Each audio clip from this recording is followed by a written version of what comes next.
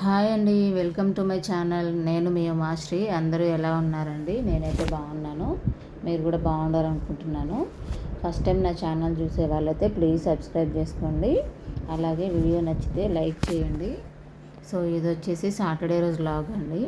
నేను ముందుగానే ప్లాన్ చేసుకున్నాను ఈరోజు డీప్ ఫ్రై బోండాలు చేయాలని. అలాగే స్నాక్స్ కూడా ఆయిల్ ఎలాగో వేడిగా ఉంటుంది కాబట్టి అటుకులు కూడా చేద్దాం అనుకుంటున్నానండి. స్నాక్స్ కూడా ఎప్పుడు ఇంకా స్వీట్స్ లేదంటే ఇలా ఐటమ్స్ అయిపోతున్నాయి కదా, అందుకని ఈరోజు కొంచెం వెరైటీగా అటుకులు అయితే చేద్దాం అనుకుంటున్నా. సో ఇప్పుడైతే నేను మార్నింగ్ లేవగానే ఫస్ట్ నేను గోధుమ పిండితో అయితే బోండాలు చేస్తున్నానండి. కొంచెం మెత్తగానే వస్తాయి, బట్ ఏంటంటే అస్సలు నేనైతే మైదా పిండి వాడనండి, చాలా తక్కువ. అందుకని ఎక్కువ గోధుమ పిండి యూస్ చేస్తాను. ఎందుకంటే నేను రేషన్లో తెచ్చుకుంటాను, అది హెల్తీగా నేనే దగ్గరుండి గోధుమలు అయితే ఆడించుకొని ఇలా గోధుమ పిండి ప్రతి దాంట్లో గోధుమ పిండి అయితే యూజ్ చేస్తానండి. అస్సలు మైదా పిండి అయితే అసలు నేను తీసుకురాను కూడా. ఎప్పుడైనా ఎమర్జెన్సీలో మాత్రమే, అది కూడా 2 టేబుల్ స్పూన్లు 3 టేబుల్ స్పూన్లు అలా యూజ్ చేస్తాను. సో ఈ గోరుచిక్కుడు ఉంది కదండి, ముందు రోజు ట్రై చేశాను గిల్లడానికి చేతితోటి. హాఫ్ అయితే ఇట్లా కొంచెం గిల్లాను, మిగతాది నా వల్ల కాలేదు. అందుకని ఇలా చాకుతో అయితే కట్ చేస్తున్నానండి. నాకు అస్సలు ఇష్టం ఉండదు కట్ చేసి కర్రీ చేయడం అనేది, బట్ ఏంటంటే ఎమర్జెన్సీ టైంలో ఇలా చేయొచ్చండి, బాగానే ఉంటుంది. సో ఇలా గోరుచిక్కుడన్నీ కూడా కట్ చేసేసుకొని ఫాస్ట్గా అయితే ఫస్ట్ కర్రీ కూడా రైస్ తర్వాత పెట్టేశానండి స్టవ్ పైన. సో ఇలా కర్రీస్ అవుతుంటాయి. గోధుమ పిండి కూడా నానుతుంది కదండి, అందులో కూడా పచ్చిమిర్చి అవన్నీ కూడా కట్ చేసేసుకొని పెట్టుకోవాలి రెడీగా. ఎప్పుడైనా కూరగాయలు నేనైతే ఉప్పు వేసి కడుగుతానండి. ఒకవేళ పసుపు ఉప్పు 2 వేసుకోవచ్చండి, బట్ ఏంటంటే ఒక్కోసారి ఉప్పు మాత్రం వేసి కడుగుతాను. ఇలా వేసిన తర్వాత పోపు అయితే రెడీ చేస్తానండి ఫాస్ట్గా. ఇంకా కర్రీ వేసిన తర్వాత నేనైతే గోధుమ పిండి బోండాలు కూడా చేసుకుంటానండి. పిల్లలు అయితే ఇష్టంగానే తింటారండి గోరుచిక్కుడు కూర కూడా. అందుకని ఒకవేళ బాక్స్లోకి బోండాలు అడిగితే బోండాలు పెట్టచ్చు, లేదంటే గోకరకాయ కూర వేసి అన్నం పెట్టచ్చు అని చెప్పి ఇలా గోకరకాయలు అయితే చేస్తున్నానండి. సో అది స్టవ్ మీద సిమ్లో ఉడుకుతుంటే మిగతాది అయితే ప్రాసెస్ బోండాల గురించి అయితే చూసుకోవచ్చండి. సో సిమ్లో పెట్టి కర్రీ అయితే అవుతుందండి. గోధుమలు కొంచెం మజ్జిగ అయితే వేసానండి, ముందు చూపించిన దానికంటే కొంచెం సరిపోలేదు అనిపించింది. కొంచెం మజ్జిగ అయితే వేసి ఉల్లిగడ్డలు ఇలా సన్నగా అయితే తరుక్కున్నానండి. తర్వాత పచ్చిమిర్చి కూడా వేసాను, అది క్లిప్ మిస్ అయింది. ఇంకా జీలకర్ర అలాగే ఉప్పు కూడా వేసుకున్నానండి. వేసుకున్న తర్వాత ఇలా డీప్ ఫ్రై ఆయిల్ రెడీ చేసుకొని బోండాలు అయితే వేస్తున్నానండి. కొంచెం మన మైదా పిండి అంత పర్ఫెక్ట్గా అయితే రావండి, పర్వాలేదు. నేను ఎలా తిన్నామనేది కాదు, ఎంత హెల్తీగా తిన్నామనేదే చూస్తాను నేను. అసలు తక్కువ అండి డీప్ ఫ్రై ఆయిల్స్ కూడా చేయను, బట్ ఏంటంటే సాటర్డే కదా, ఎక్కువ కొంచెం వెరైటీగా ఉండాలని పిల్లలకైతే టిఫిన్ ఇలా చేస్తున్నాను. పాపం ఎలా పెట్టినా కూడా అస్సలు అది బాగాలేదు ఇది బాగాలేదని చెప్పరండి, కాకపోతే క్రిస్పీగానే వచ్చాయి టేస్టీగా. అందుకని నేనైతే కొంచెం పచ్చిమిర్చి తక్కువనే వేసాను, ఎందుకంటే వాళ్ళు తినాలి కదా. ఎందుకంటే సగం గోరికి పక్కన పడేస్తారు, అలా వేస్ట్ అయిపోతుంది. సో చూడండి, అంత రౌండ్గా రాకపోయినా కూడా నేను ఏంటంటే మైదా పిండి అయితే వాడను అసలు.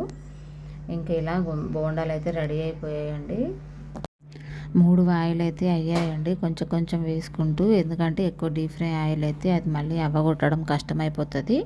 సో ఇలా బోండాలు రెడీ అయిన తర్వాత నేను వెంటనే అటుకులండి, ఏంటంటే జల్లెడ బట్టి చేస్తాను ఎప్పుడైనా, అందులో పౌడర్ అనేది బయటకు వస్తుంది కదా, అప్పుడు ఆయిల్ అనేది పాడవదు. బట్ ఏంటంటే ఇంకా నేను టైం ఉండదు కదా, సరిపోదు కదా ఇవన్నీ కూడా చేసుకోవడానికి. అందుకని డైరెక్ట్గానే వేసానండి ఆయిల్లో. అందుకని కొంచెం అయితే ఆయిల్ అయితే వైట్గా అయిపోయిందండి. లాస్ట్కి వడగట్టేసి అయితే మనం గిన్నెలో పోసుకోవచ్చండి, నో ప్రాబ్లం. సో ఇలా అటుకులన్నీ వేయించిన తర్వాత పల్లీలు కూడా అదే గంటలో వేసుకొని ఇలా డీప్ ఫ్రై అయితే చేసుకోవాలండి. ఎప్పుడైనా పల్లీల మీదనే డిపెండ్ అయి ఉంటుంది, అటుకులు అనేవి చాలా టేస్ట్గా ఉంటాయి, ఎక్కువ ఫ్రై చేసుకోండి. అలాగే కరివేపాకు కూడా అండి, గంటలో వేసి కరివేపాకు కూడా చేసుకున్నాను. సో ఏంటంటే కొంచెం ఉప్పు పసుపు, ఇంకా అలాగే ఎల్లిపాయలు కూడా వేసుకోవచ్చండి. ఎల్లిపాయలు మర్చిపోయినా నేను, ఎల్లిపాయలు దంచేసి మనం అటుకులో పట్టించవచ్చు. సో ఇలా ఈ గిన్నె చిన్నగా అయిపోయిందని నేను వేరే ప్యాన్లోకి అయితే షిఫ్ట్ చేసుకొని ఇలా అన్నీ కూడా కలుపుకున్నానండి.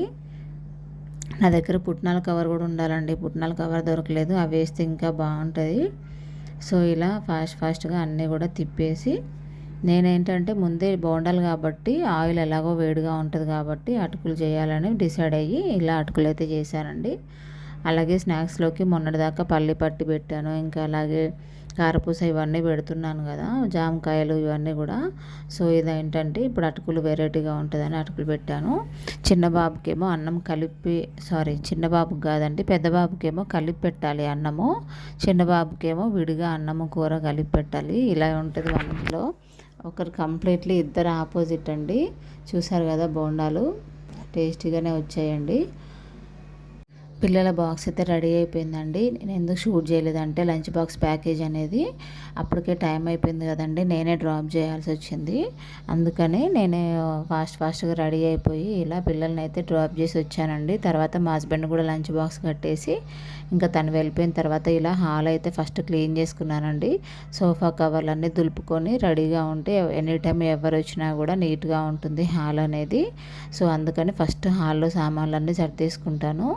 సో ఇలా దులుపుతానండి మొత్తం కూడా, ఎందుకంటే మనము నైట్ టైము మార్నింగ్ లేచిన తర్వాత దులపడానికి టైం లేదు కదా, అందుకని పిల్లలు వెళ్ళిన తర్వాతనే ఇలా అన్నీ కూడా దులిపేసి క్లీన్ చేసుకుంటే ఎప్పుడైనా నీట్గా ఉంటుంది.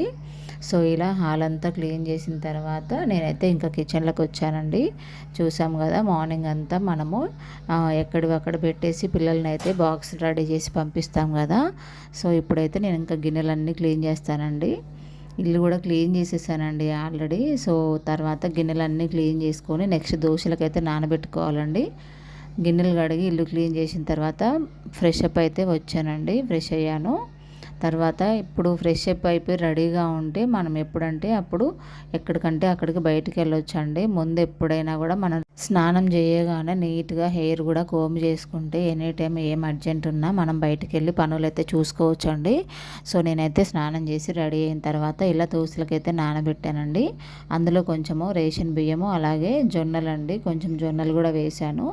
మినప్పప్పు హాఫ్ తీసుకున్నాను, అలాగే ఫుల్ ఏమో రేషన్ బియ్యం తీసుకున్నాను, అలాగే జొన్నలు కూడా తీసుకున్నానండి.